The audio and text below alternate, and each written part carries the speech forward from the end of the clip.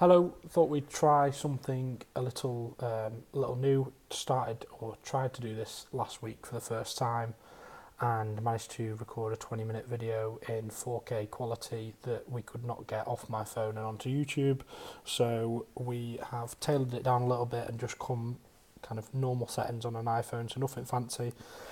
Just wanted to start really with a bit of a kind of a diary blog where I give my thoughts on a topic each week. The first week that I did it was on the Ella Darby and Paul Stenson situation. I might re-record that video again because the blog's on our website and it's doing okay. Actually, it's getting quite a lot of hits, quite a lot of interaction, so I might try and kind of redo a video on that. I meant to start this last night. I'm actually in the office now and I was going to do this kind of series on a Sunday night, kind of recapping our week and letting you know my thoughts on maybe a topical subject or something that's gone on in work and get that out there kind of each Monday. So that was going to be the plan. A little bit delayed with that. It's now Monday, but I will try and get it back on track next week. So this week I wanted to talk a little bit about the Juice Academy, which is an apprentice kind of training provider company.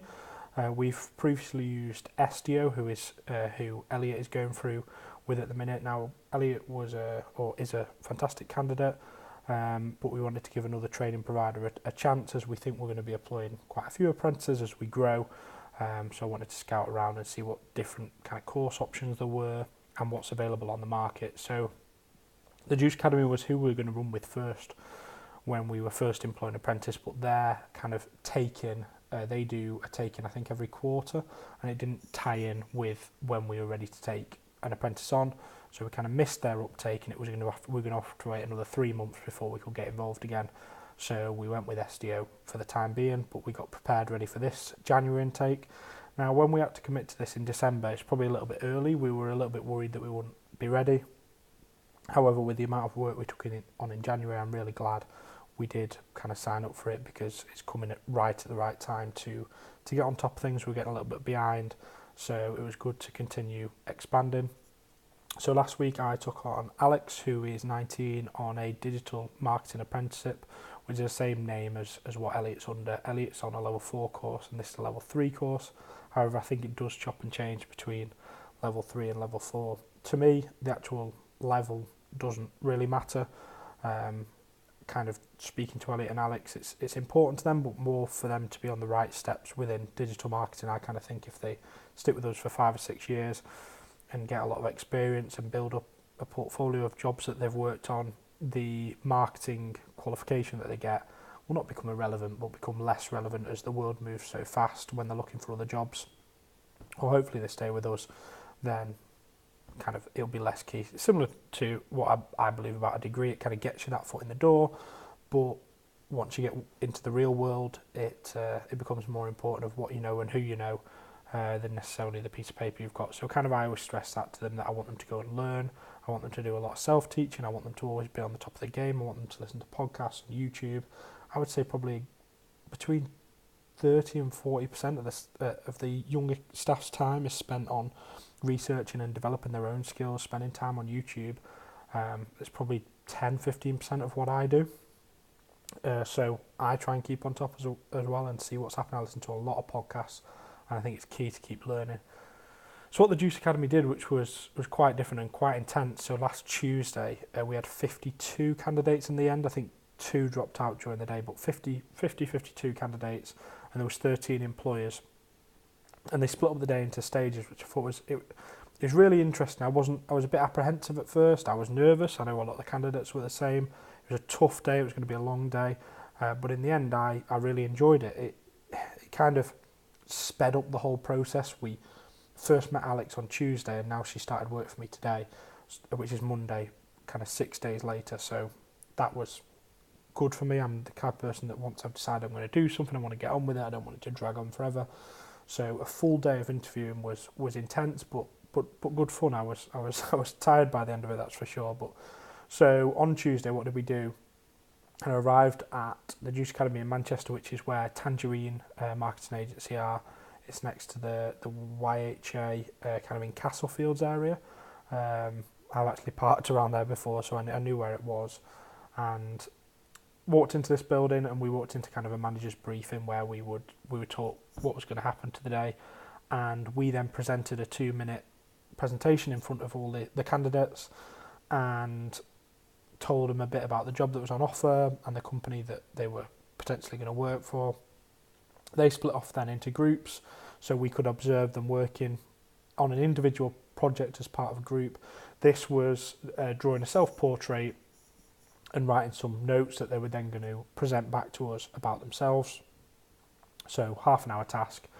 We were chatting to the candidates. It was interesting to see how different candidates approached this task. So some spent a lot of time on the design, some spent a lot of time on the words, some spent a lot of time interacting with the employers as they went round. And it was a good opportunity to first see how these kind of young kids, there was a range of 16 to kind of 25 with a few older ones splattered in, so I'm only 26, but younger adults interacting with the task basically. So they then presented back, so all 50 did a 30-second kind of presentation back of themselves, a few key facts, what they've been up to, very quick, and I was really impressed with how they kind of got through that, all 50 of them. They probably were arguably better than some of the employers. None of them froze, some of them took 15 seconds, some of them took 40 seconds, but they were in general very, very good considering the age and experience of the people that were doing it. I was really impressed. And then they split off into tasks to design an app. So they had half an hour as part of a team or a group, kind of 6, 7, 8 people, to design an app and then present that app back to us. So there's some really good ideas first off. I quite enjoyed watching the groups and how they interacted, who took which roles, how people attacked it. Obviously, it felt very much like the group task in The Apprentice. I don't know how many of the kids in the rooms watched The Apprentice, but watching how they interact was must be like what it was behind the scenes in The Apprentice and how they do it. I know The Apprentice is edited for TV, but seeing that real world, kind of 30 minutes, you've got to do it, was quite fun to me. I quite enjoyed it, and watching them present back some ideas, there was some really, really good ideas. So in the afternoon, they then broke into, we had 50 people to interview and they had 3 minutes each, so really intense 3 hours going through all the candidates. Some of them for me, which was kind of good and bad, is they weren't applying for my job, so it was a good opportunity to have a chat, see what they were interested in, see who they wanted to apply for, and if they'd spoke to them or not, maybe give them some advice and give them some help. And obviously there was only, I think, kind of a 1 in 3 chance of getting a job. So trying to give them some advice on where to go next if they don't get a job and how to approach it. I quite enjoyed that side of things, and also I used it as a bit of a market researching opportunity. Chatted to these lot about what apps they were using, how they were using them, to give me more understanding of when I'm dealing with my clients. It's quite a good opportunity to chat to kind of 50 active social media young adults that give me an insight into our market. So I did really enjoy that. Then kind of there was 15 that said they were interested in the job, but kind of I got the feeling they weren't. They were just saying they were interested in any job, but hadn't really thought about logistics, about how to get to our office. And to be honest, I wasn't really interested in anyone that was thinking about getting 2 or 3 buses to Warrington, or a train and a bus and a kite and a car and a train, or however they were planning. It's not really what I want people doing, spending an hour and a half a day commuting. I want them to enjoy their work, and half an hour, 45 minutes is enough in my eyes for anyone to commute each day, especially in the northwest, not in London now. So I wanted to make sure them journey times were down. So that kind of whittled us down to 10 or 15, and I had a very specific requirement in mind. I wanted something that somebody was very social media focused. So Elliot is really good on the web design side of things, and I think we've got that covered, and I want him to move in more onto that. So I wanted somebody very social media focused, very copy focused, so somebody who could write, blogs, somebody that could edit blogs. That's what I wanted. Alex, who we eventually took on, had done a lot of research. She'd approached me early in the day, which I was really impressed by, and said, I want this job. Georgia, the girl who looks after the Juice Academy, has mentioned her already. Kind of before we got there, she'd already got a job with somebody else, and then eventually decided against it because of the travel time. So she's local to us. So I was really impressed by how she kind of conducted herself on the day. She put me out early and said, "I want the job," and kind of made herself known to me, which nobody else did. And that meant I could keep an eye on her all day. Specifically, looking at 50 people, I could spend more time just keeping an eye on what she was doing.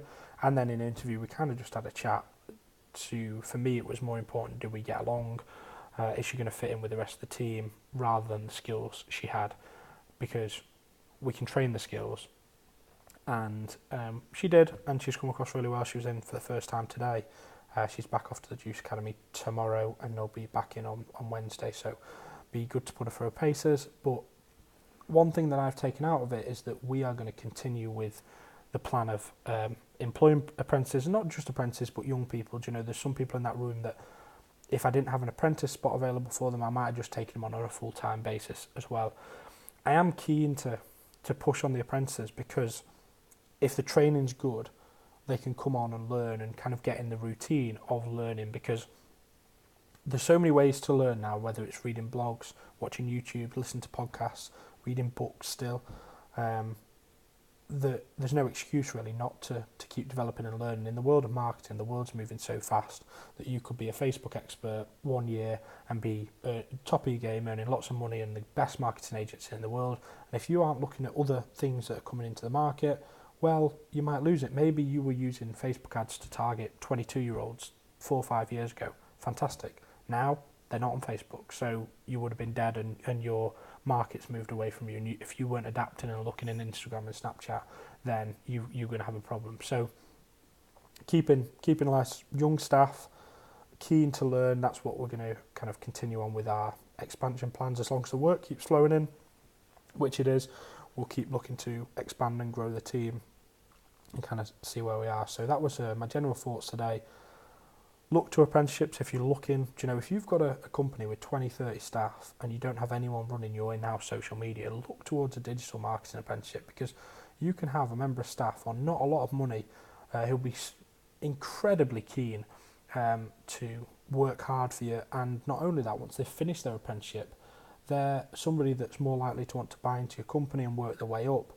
They might become kind of more involved in other forms of marketing, not just the social media. So I would say get involved, give them an opportunity. There's a lot of kids out there looking for jobs.